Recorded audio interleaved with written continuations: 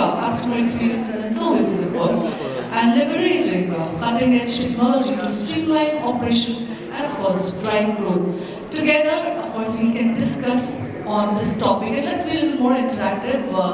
Let me call upon on the stage our presenter, who shall be presenting corporate presentation on the making of digital first lender, Srijan Nagar, co-founder, FinBox. Can we have a huge round of applause for him? Everyone. Breakfast करके आया हो थोड़ा तालियां बजा दो यार, everyone. So I know my entire audience is at lunch. Hi everyone. Sound check. Am I audible? पीछे. Hi. Good morning everyone. My name is Srijan. I'm one of the co-founders at FinBox. I take care of digital lending implementation and solutioning and product. Talking about FinBox, we are a 7-year-old digital lending infrastructure and intelligence company. So our solutions help digital lenders, banks, NBFCs and also LSPs launch digital lending products and go live with automated journeys real fast. We broadly have two verticals. One is a credit infrastructure vertical and second one is a credit intelligence vertical. What that means is these are new software tools for enabling any digital lending journey, be it origination, be it assisted journeys, be it channel management, be it analytics.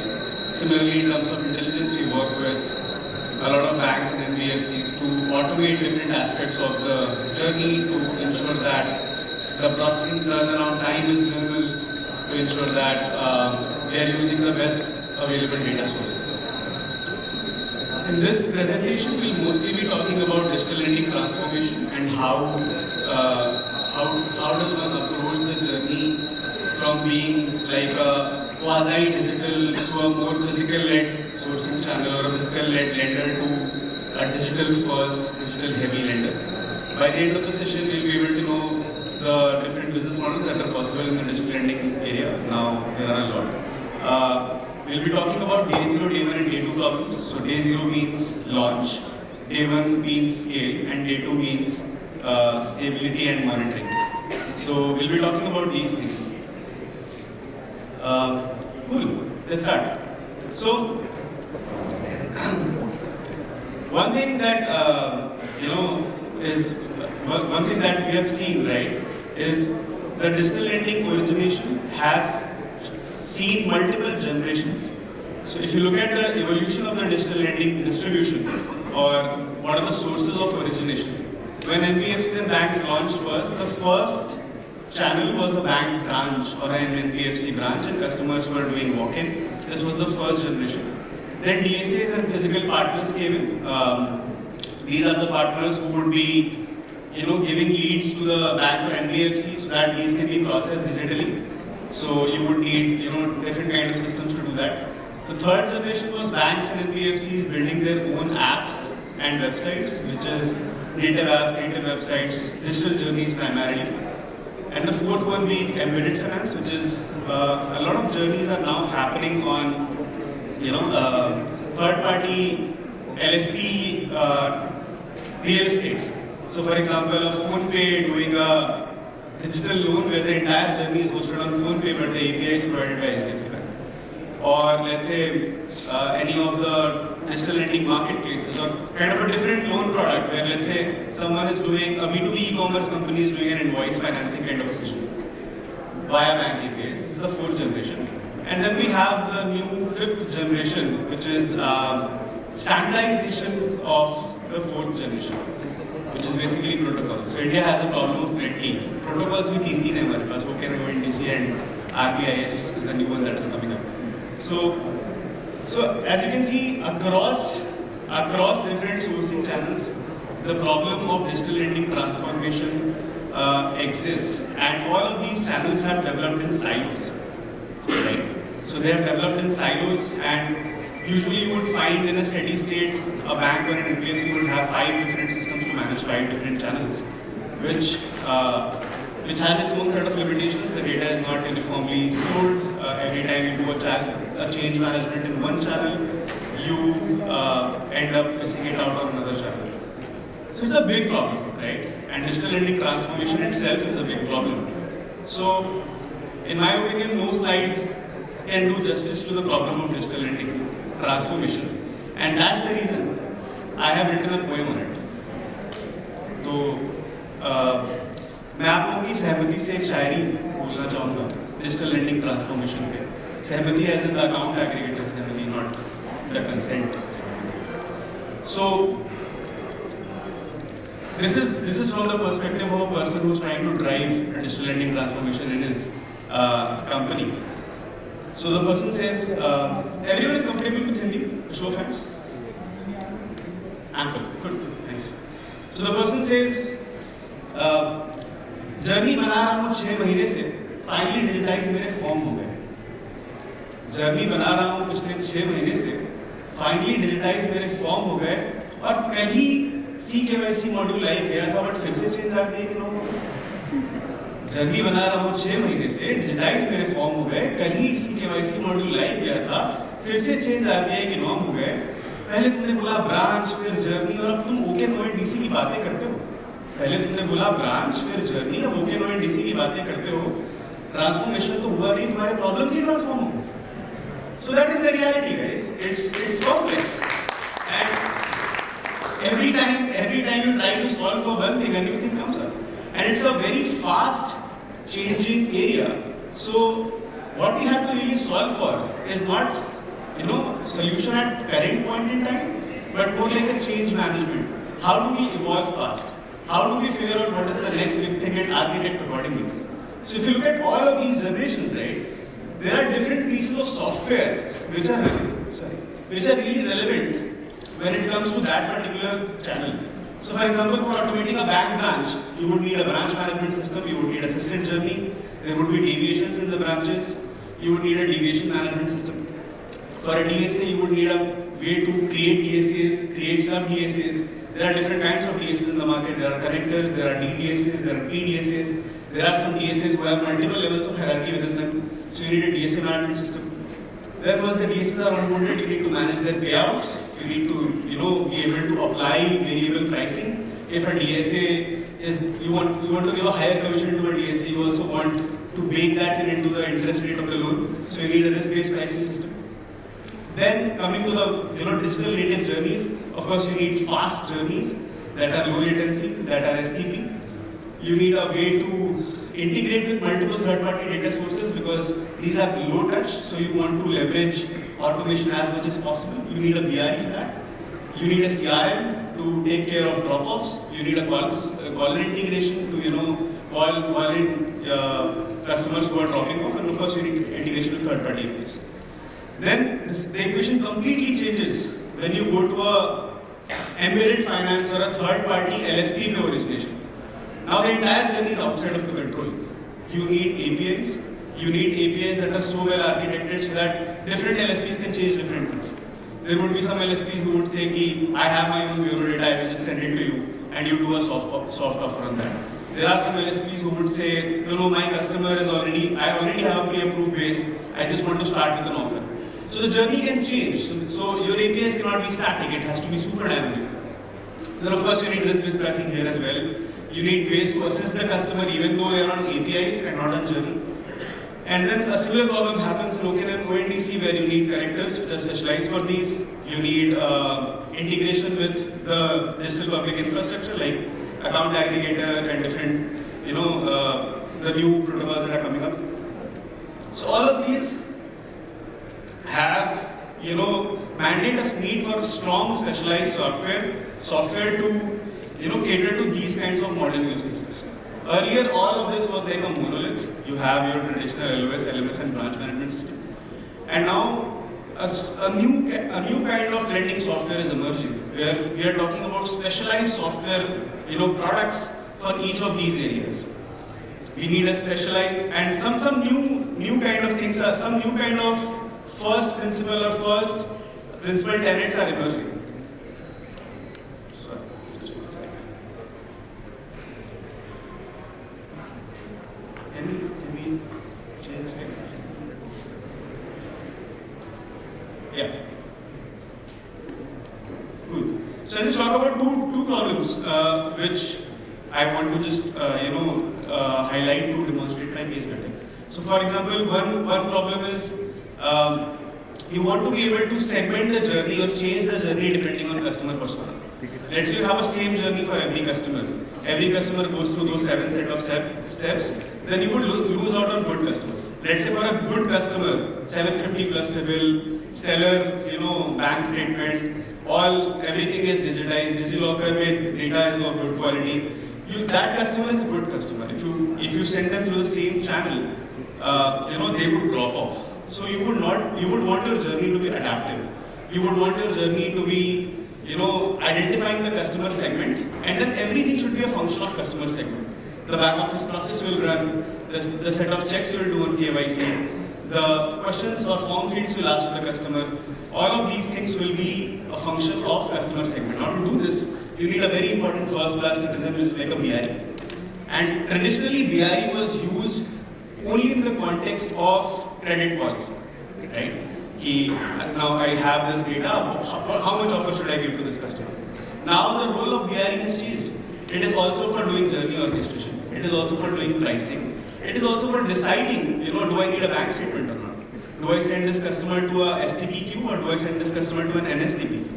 Right? All of us are familiar here with terms like STP, STP, NSTP. Can I have a show of hands? So, STP means straight through process, where there is no touch, the case will directly get disbursed. NSTP is not straight through process, where the case goes to a underwriter, a manual, a person, a human being, who would eyeball the case and then decide, or even ask for additional documents, or ask questions, do a video PD, tele PD, a bunch of that.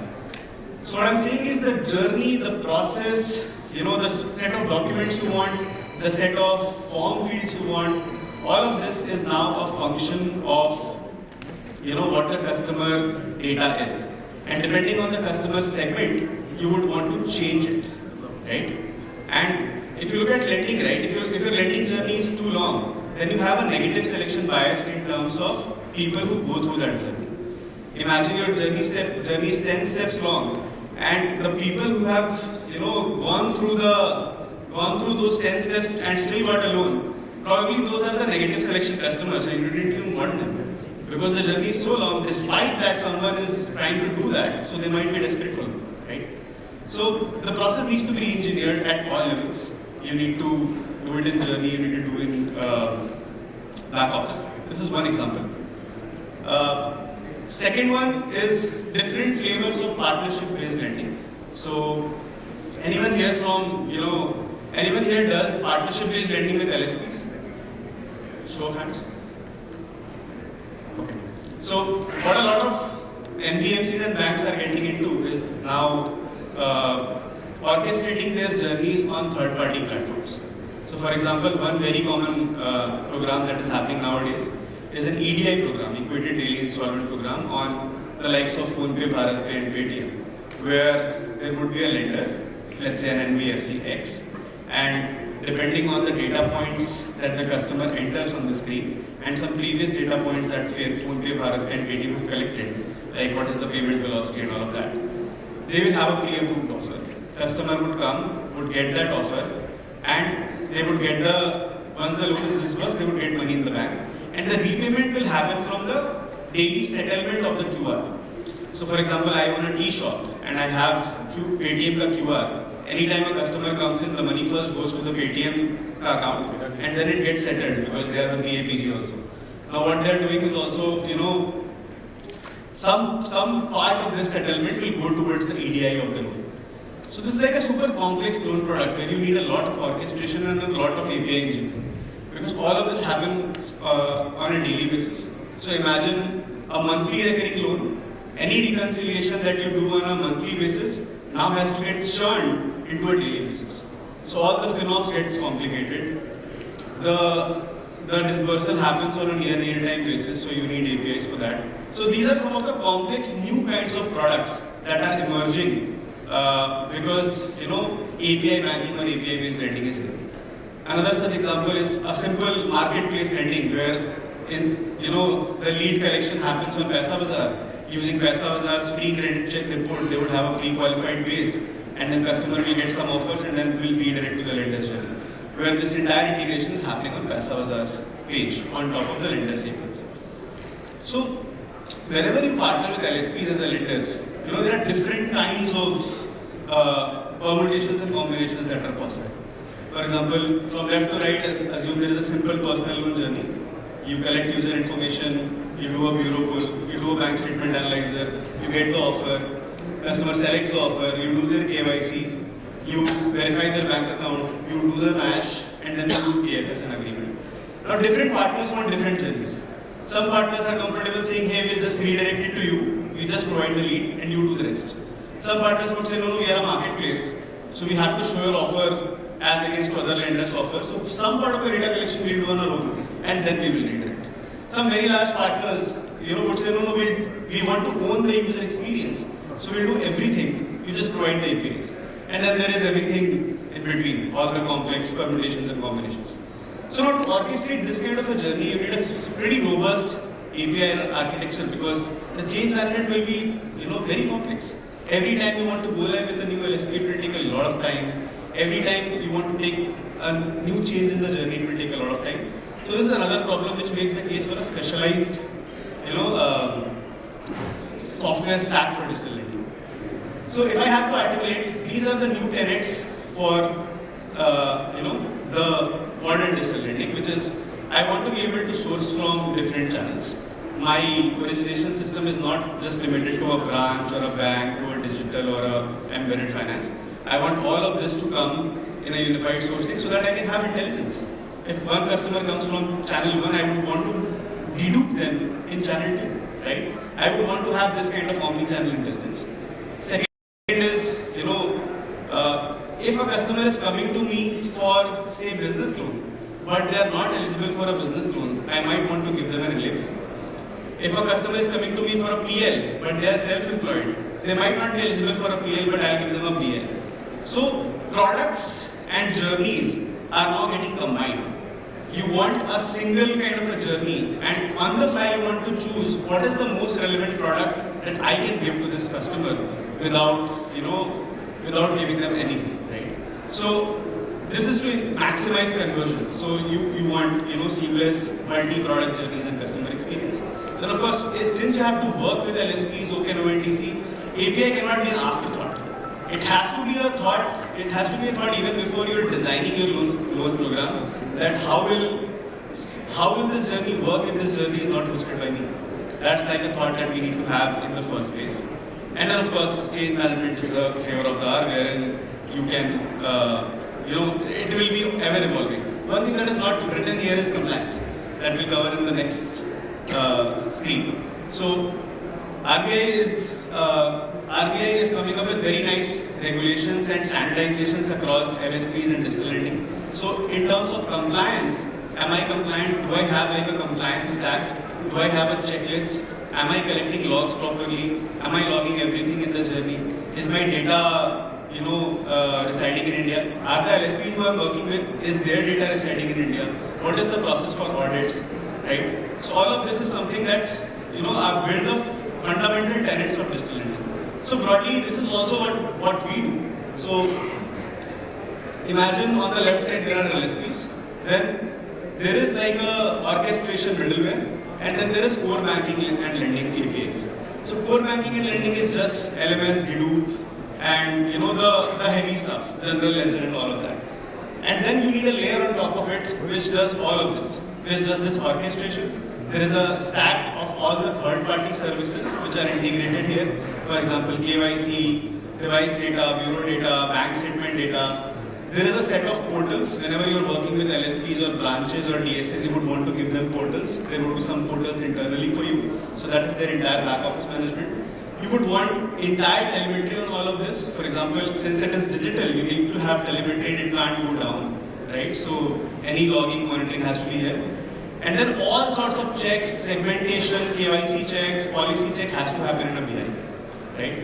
So that is where the BRE comes in. Then all of this data goes to a single data warehouse where you can do 10 different things on top of it. You have unified analytics, you can do generative AI, you can do, n number of things on top of it. So this is what we call the modern digital lending architecture.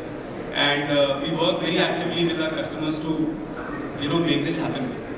Wherein some part of this is our products, and on some other parts we work with, third-party partners to make this happen. For example, the orchestration is a product, the BRE is a product, the portals are product, bank statement analyzer is a product. But for example, KYC, we work with different partners and we ensure that orchestration happens seamlessly. So this is, how you can think about architecting a modern digital lending enterprise for agility and change. Talking about BRE, we have, a quick video which talks about how the entire BRE thing works. Can we play that? And then we can open for questions.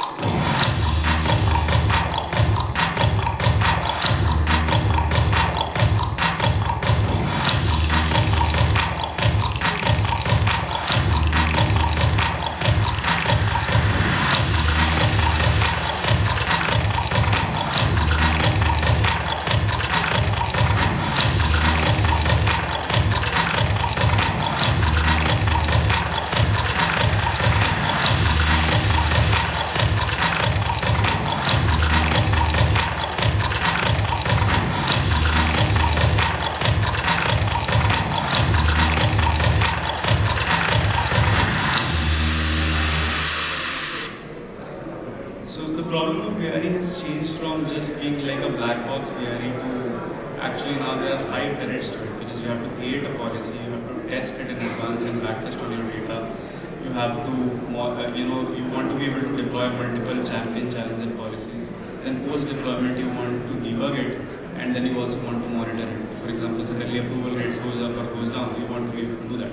Traditional BREs, they are like black box, wherein all of this peripheral you have to set yourself.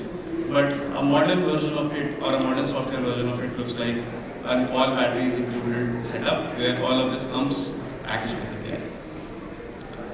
So this is what the nutshell is. Coming back to our 2 areas, which is credit intelligence and credit infrastructure. You have to have both in terms of infrastructure and in terms of intelligence. Intelligence stack is like an ever-increasing stack. As DPI is increasing, as account aggregator is coming up with more and more data sources, the credit intelligence stack is getting more and more powerful. Cool. So this was about technology transformation. In addition to this, you also need a lot of business model transformation and team transformation. For example, there needs to be a digital product team, there needs to be a technology or a vendor management team. If you are working with LSPs, there needs to be a partnership management team. If you are working with, different kinds of LSPs, you probably want different people looking at different LSPs. So that's pretty much it. We can open for questions.